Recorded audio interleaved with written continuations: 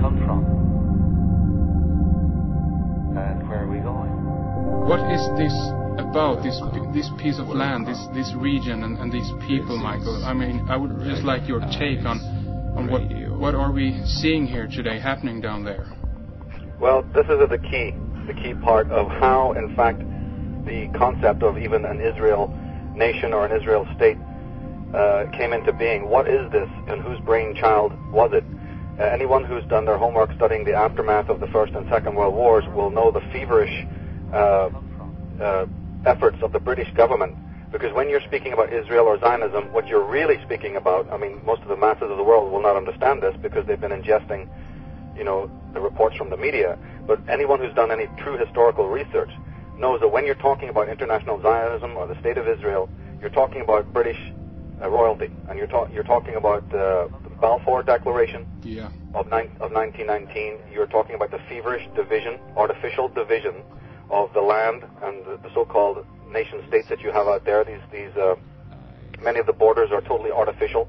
If you go back about 100 years and look at a map, you'll be surprised. If you look on a political map, you'll be surprised at how artificial the divisions that came later. In the aftermath of the First and Second World War, in that utter chaos and devastation and the evisceration of many of the countries over there, of course, of the combined power of the Allies, the British moved very, very quickly to re-establish countries, to put in their own potentates, and I mean even in Arab countries. This involves the Arab Emirates and Saudi Arabia, Iraq and Iran, making absolutely sure, as early as the 1800s, in fact, that nobody in those countries would be a significant threat to the real power. They didn't mind if there was, secular conflicts.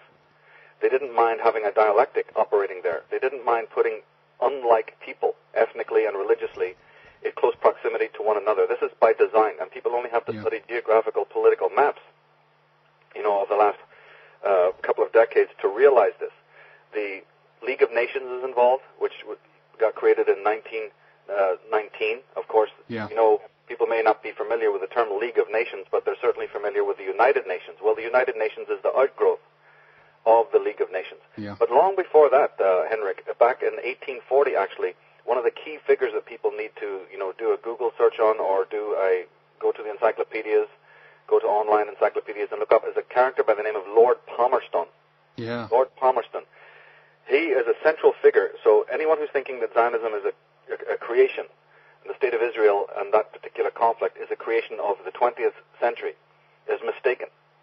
Even up until the creation of the State of Israel, about 1940s, the Jews only actually took up about 11% of the population there. So they were a very, very small minority, and many of the rabbis around the world, when they first heard about this Zionist policy, which was scripted by the British government, were scratching their heads in disbelief. They couldn't believe that anything like this was going to happen. So, but it goes back to 1840 with Lord Palmerston, and the reason is because Jews had been protected for many, many, many generations in the Middle East and in Eastern Europe by the Ottoman Empire. Okay, this is an empire, Turkish Ottoman Empire, but it was badly run, and in its latter days it started to fade out, and it crumbled around about the early to the mid 1800s. The Ottoman Empire was pretty much gone, and this exposed Jews then who didn't have the protection of the Ottoman Empire.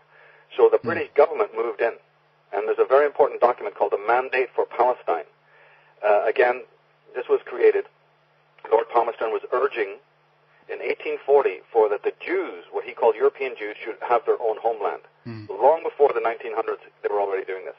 But things really picked up in 1917 with the League of Nations, with the Versailles Peace Conference, which is jokingly, laughingly called a peace conference, because this Versailles Treaty is central to an understanding of modern history. You can't understand the rise of Nazi Germany. You're not going to understand the rise of the Holocaust situation.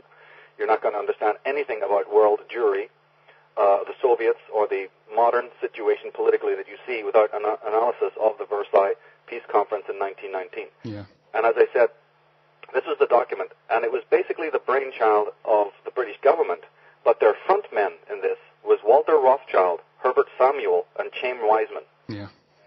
This was this artificial Zionism that had been merely a very fringe, sort of radical, vagrant concept within sort of extremist, Judaic factions. and had never reached the table of any of the normal reformist Jews. It paid very little mind. It was a crackpot idea. But suddenly billions of dollars were put into it.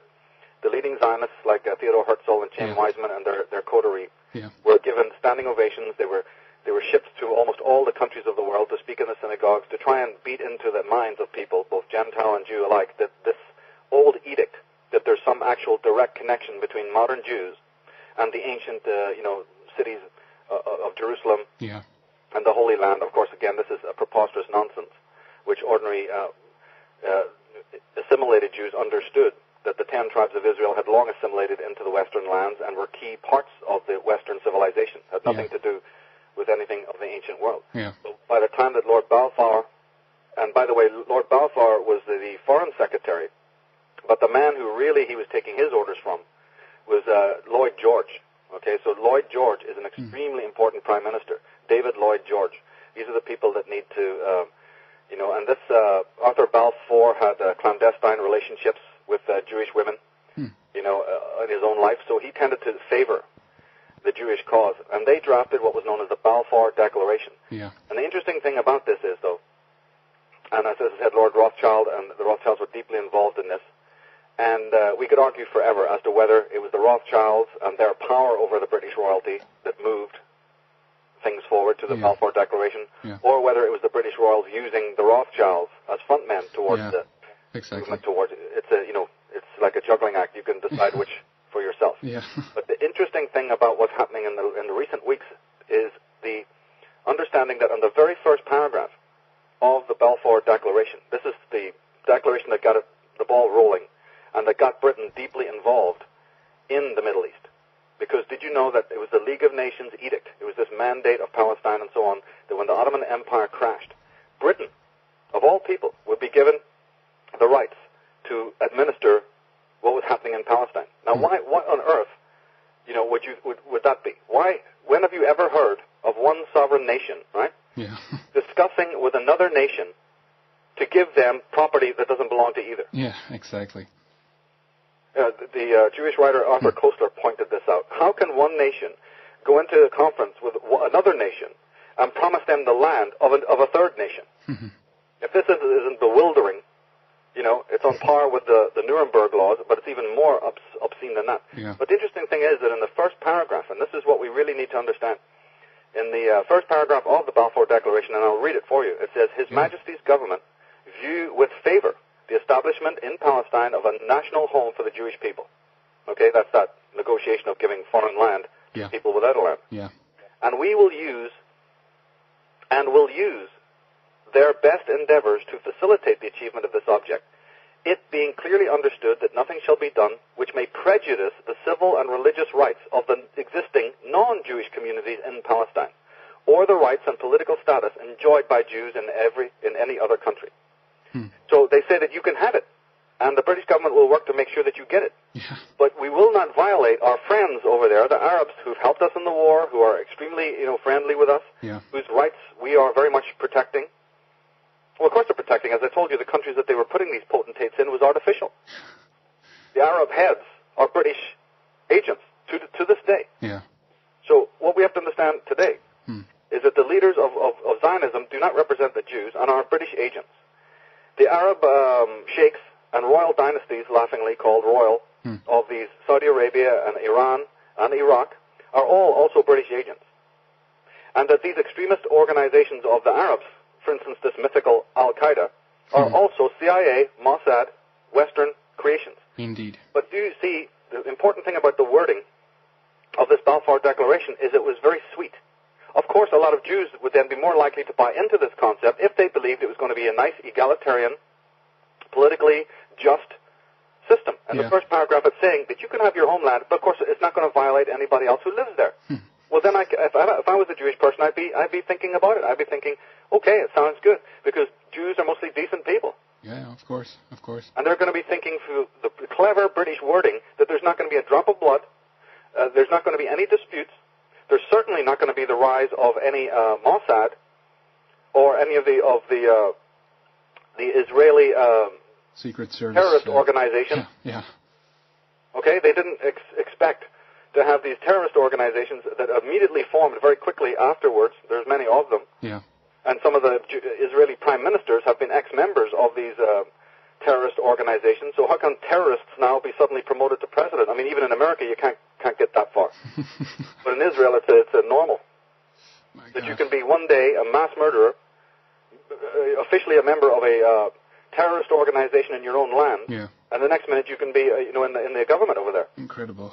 How does this flow well with the Torah and with national justice and so on? Yeah. So when we are looking to the modern chaos and the rising of bloodshed and the slaughters that are going on, we must understand the British government, Lord Palmerston, Lord Balfour, David Lloyd George, and all of their henchmen ever since.